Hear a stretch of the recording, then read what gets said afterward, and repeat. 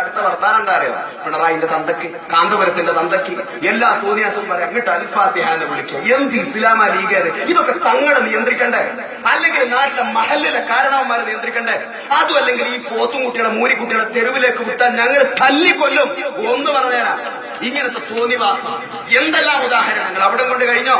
പിന്നെ അത് കഴിഞ്ഞാൽ തെരഞ്ഞെടുപ്പിൽ തോറ്റാനുള്ള സ്ഥിതി എന്താ? ഒരു മയ്യത്തിനോട് എങ്ങനെയാ പെരുമാറേണ്ടത്? തെരഞ്ഞെടുപ്പിൽ ഏതെങ്കിലും ഇവര് ജയിക്കുന്ന സ്ഥലത്ത് ഇവരെന്നല്ലേ ജയിക്കല്? ആ സ്ഥലത്ത് എന്തെങ്കിലും ലീഗിന് ജയിക്കാവുന്ന സാഹചര്യം എന്തുകൊണ്ടുണ്ടാകുന്നു? അതൊക്കെ നമുക്ക് വേറെ പരിശോധിക്കാം. അങ്ങനെ തെരഞ്ഞെടുപ്പിൽ ആരെങ്കിലും ലീഗ് ജയിക്കും ഉറപ്പല്ലേ? അന്ന് അവർക്ക് സംയമനം പാലിച്ചൂടെ? എങ്ങനെയാ ലീഗ് ജയിച്ചാൽ? ലീഗിന്റെ പെരുമാറ്റം എങ്ങനെയാ? ലീഗ് ജയിച്ചാൽ അവിടെ ആളുകളുടെ കുറെ ആളുകളുടെ മയ്യത്തുണ്ടാക്കും അല്ലെ? ആ CPM ചെയ്യാറുള്ളത് CPM-ന് മതല്ല എന്നല്ല നിങ്ങൾ പറയുന്നത്. CPM-ന് മതല്ല. CPM-ന് യാതൊരു ഒരു ബൗദ്ധിക പ്രസ്ഥാനമാണ് CPM. ഞങ്ങൾ ആരും മയ്യത്തുണ്ടാക്കി നിങ്ങൾ ഇതുവരെ കണ്ടിടോ? ഒന്ന് പറ, CPM ആരുടെയെങ്കിലും ശവശരീരവുമായി തെരുവിലൂടെ നടന്നിട്ടുണ്ടോ? അള്ളാന്റെ പ്രവാചകന്റെ ചരിത്രം ഓർമ്മയില്ലേ? ഒരു മനുഷ്യൻ, ജൂതനായ മനുഷ്യൻ, ഇസ്ലാമിക സമൂഹത്തിന്റെ അന്നത്തെ ഏറ്റവും വലിയ ശത്രു ജൂതന. ആ ജൂതനായ മനുഷ്യന്റെ ശവശരീരം കടന്നുപോയപ്പോ വിശ്വപ്രവാചകൻ മുഹമ്മദ് സ്വല്ലല്ലാഹു അലൈഹി വസല്ലം എങ്ങനെയാണ് ആ വിഷയത്തോട് പ്രതികരിച്ചത്? ലീഗ് ഒന്ന് പഠിപ്പിച്ചു കൊടുക്കണം നിങ്ങളുടെ ചെറുപ്പക്കാർക്ക്.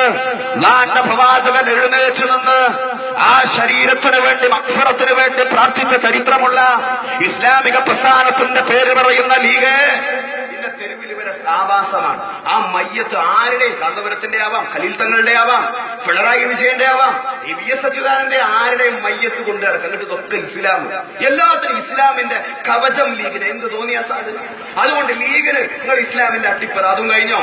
പിന്നെ വരെ പൊതുയോഗത്തിന്റെ അവസാനം ലജ്ജാവതിയെ എന്നും പറഞ്ഞ എന്ത് ഗാനമേള, അതും ഇസ്ലാമിലെ ഹറാം. ആ ഹറാമിൽ പൊതിഞ്ഞൊരു സാധനം എന്നിട്ട് അതിന് ലീഗ് എന്ന് പേര്. ഉദാഹരണത്തിന് തീട്ടത്തിന്റെ പുറത്ത് അനുവാദം എഴുതി വെക്കുക, അതാ ലീഗ്. അല്ല, നന്നായി മനസ്സിലാക്കിക്കോ. ഇങ്ങനത്തെ ഒരു സാധനമായിട്ട് നിങ്ങൾ ഇനി മുന്നോട്ട് പോകണ്ട. ഞങ്ങൾക്ക് അത്രേ പറയാനുള്ളൂ. അതുകൊണ്ട് വളരെ കൃത്യമായി ഞങ്ങൾ പറയുന്നു, ഇസ്ലാമിന്റെ പേരുകൾ ഉപയോഗിക്കരുത്. ഇനി ഞങ്ങൾ ഉപയോഗിച്ചോട്ടെ, എന്താ പ്രശ്നം? നിങ്ങൾ അതുകൂടി ഒന്ന് പരിശോധിക്കണമല്ലോ. കമ്മ്യൂണിസ്റ്റ് പാർട്ടിന്റെ മതം എന്താ? ഇവിടെ എല്ലായിടത്തും പേര് പറയുന്ന സാധനതായിരിക്കും ലീഗ്. ഇനിയിപ്പോ ഞാൻ ഇവിടെ വന്ന് പറഞ്ഞു പോയാൽ ഒന്ന് രണ്ട് കാര്യങ്ങൾ ഞാൻ ചോദിക്കുന്നുണ്ട്, അപ്പൊ നിങ്ങളുടെ മറുപടി പറഞ്ഞാൽ മതി.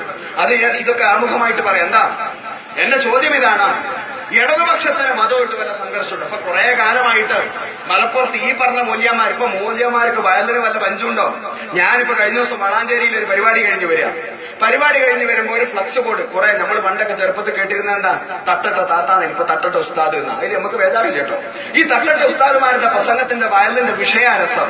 ഒരു ഉസ്താദിന്റെ പ്രസംഗത്തിന്റെ വിഷയം എന്താ അറിയാം? ഖബറിലെ ആദ്യ രാത്രി.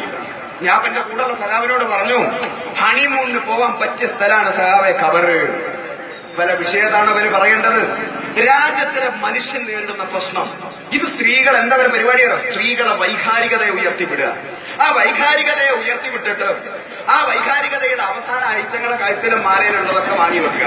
അത് കഴിഞ്ഞിട്ട് പിന്നെ ലീഗിനൊരു അടി. എന്താ ഒരു സ്ഥലത്തിന്റെ പ്രസംഗങ്ങൾ കേട്ടിട്ടുണ്ടാവും, ഏതാ സിംസാറുൽ ഹക്ക് ഉദവ്. ഇതൊക്കെ പറയുന്നതിന് ഒരു ബേജാറില്ല ഞങ്ങൾക്ക്.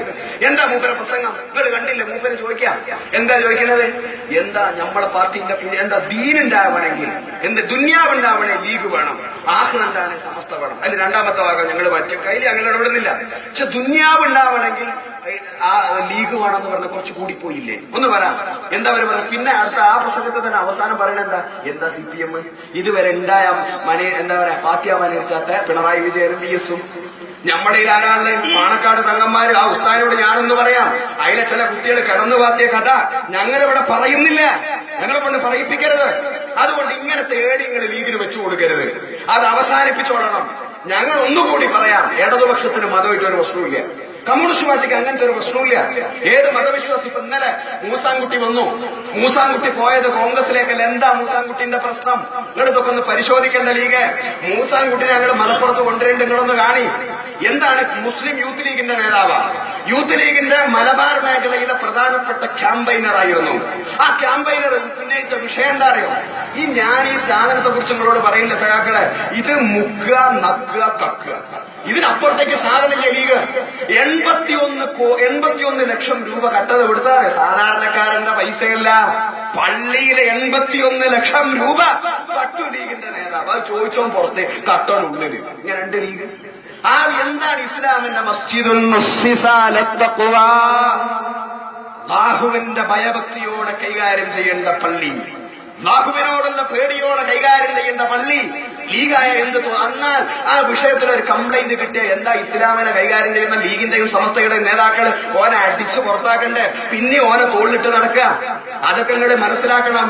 81 ലക്ഷം രൂപ പള്ളിയിൽ നിന്ന് കട്ടത് ലീഗിന്റെ നേതാവ് ഉമർ ഇബ്നുൽ ഖത്താബിന്റെ ചരിത്രം ലീഗെ ഓർമ്മയുണ്ടാവണം. ലോകം കണ്ട മഹാനായിരുന്ന ഭരണാധികാരി ആ ഉമർ ഇബ്നുൽ ഖത്താബ് അദ്ദേഹത്തിന്റെ പള്ളിയിലേക്ക് റേഷനൊക്കെ ഇടതുപക്ഷം ഇവിടെ കൊടുത്തപ്പോ ലീഗുകാർ ചില ആളുകൾ പറഞ്ഞു, എന്താ ആദ്യം റേഷൻ നമ്മൾ കൊണ്ടുവന്നു, ഇടതുപക്ഷം ഇവിടെ എന്ത് കൊണ്ടുവന്നു, പെൻഷൻ കൊണ്ടുവന്നു. പെൻഷനും റേഷനൊക്കെ കേരളത്തിൽ ഉണ്ടാക്കുന്ന ഇടതുപക്ഷ ഗവൺമെന്റാ.